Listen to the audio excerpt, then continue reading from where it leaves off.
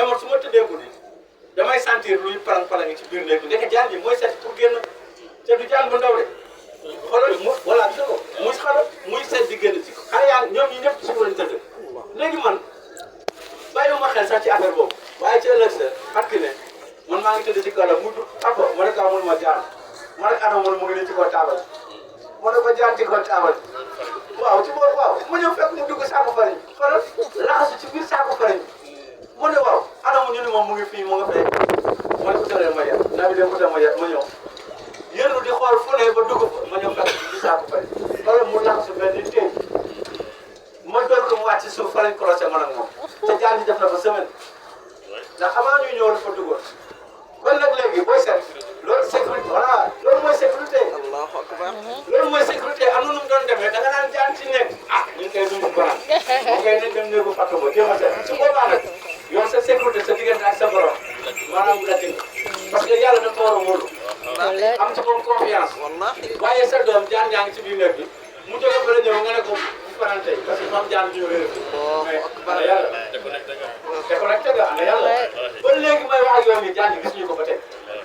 waaw gisuñu ko ba tey mu noonu incha allah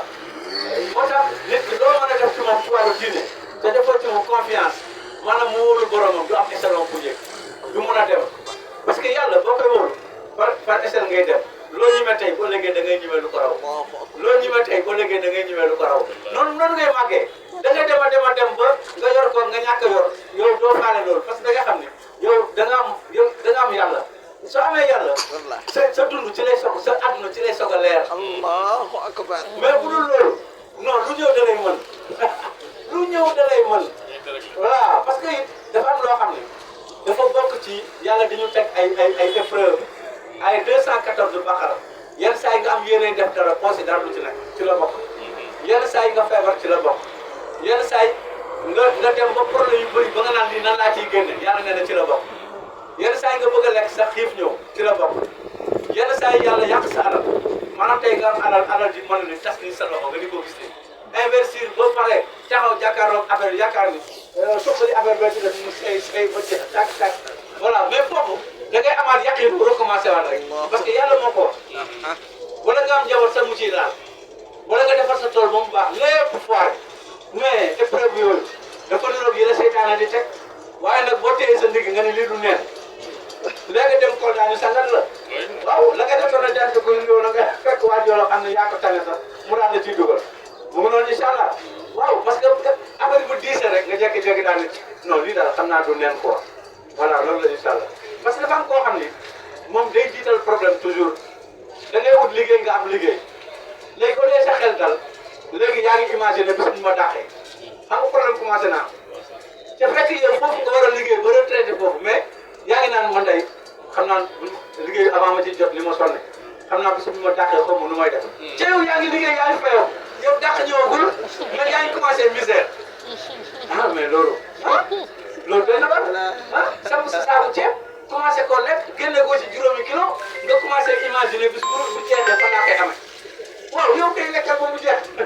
mais non saa boo xoolee ceeb bi ne ah sama saako baa ngi wàcce rek xam naa ne kii daal bu jeexee comme fu ma koy rek yow yaa ngi commencé am petit ceeb yeggaguloo gis nga loolu warul dal jullit warul dal muslim parce que boo demee ay 22 jours yàlla ne na avant ñu lay bind dañ laa programme ba pare sax laa amal dafa mel ni nga war a defar benn tracteur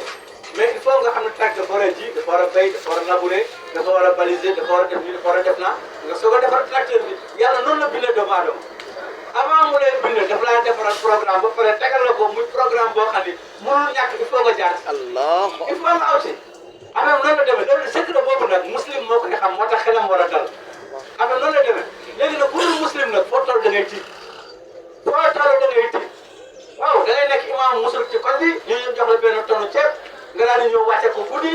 jël tonne bi dugg ko sa néeg sa kër yaa ngi dégg au lieu nga kër gu ne war a am saako ceeb léegi kër gu ne nga ne naa ko jox 10 kilos yaa ngi dégg ñii comme dañoo xaw a bëri léegi benn bopp bu ne 2 kilos waaw bopp bu ne 2 kilos ca fekk dañ la wax ne la kër gu ne na am saako ceeb waaye comme da ngaa tiit yow musulik nga léegi ni ngay def mooy léegi ceeb bi yëpp sa kër nga koy wàcce ci heure bu discret nag ba pare nag wootee kër gu ne nga ne leen na ngeen ñëw ñaata ngeen ñaata ngeen ñu ne 10 la ñu nga jox ko 10 kilos ñu ne 20 la ñu nga jox kii 20 kilos parce que musrik nga waaye gis nga bu dee muslim mën na ko séddale ba moom sax day ñàkk ah noonu lay demee mën nga ko séddale ba moom sax da ngay ñàkk yow voilà muslim du tiit ci àdduna ndax yàlla moo fees xol bi teg voilà yàlla moo matale gis nga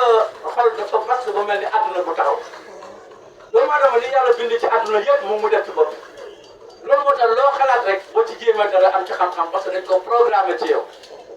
waaw dañ ko programmé ci yow loolu nag savant yi dëggantaan ñoom ñoo xam loolu moo tax loo xalaat rek da ngay jàpp ne war na mun a nekk parce que lu ko